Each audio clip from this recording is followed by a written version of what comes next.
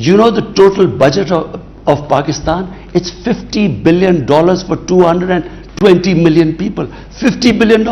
Americans were spending $300 million a day. They spent $2 trillion. Was Pakistan, did we have the capacity to fund another war? We can barely meet our own expenses. Here we were losing people. 80,000 Pakistanis dying to side with the Americans. On top of it, we are called that we are playing a double game. Pakistan was trying to save itself. Listen, Becky, you have to understand this. 50 different militant groups were attacking the state of Pakistan.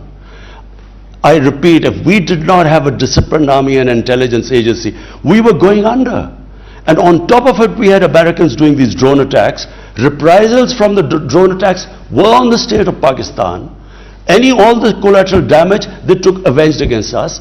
On top of it, they wanted us to take on the Afghan Taliban. Afghan Taliban weren't attacking us. And I wish, if I was in government, I would have told the US that we are not going to take them on militarily, because first we have to save the people. My responsibility would have been to the people of my country.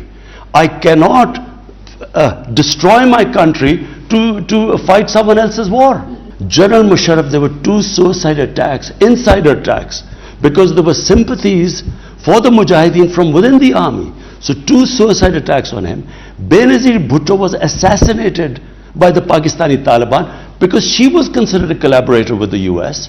So was Pakistan in a position to then take on the Afghan Taliban? Our heads of state should have clearly stated. They should have told the Americans, this is what we can do, this is what we can't do. I would have done that. Where we lost out was we had these weak, corrupt heads of states who did not stand up to the US.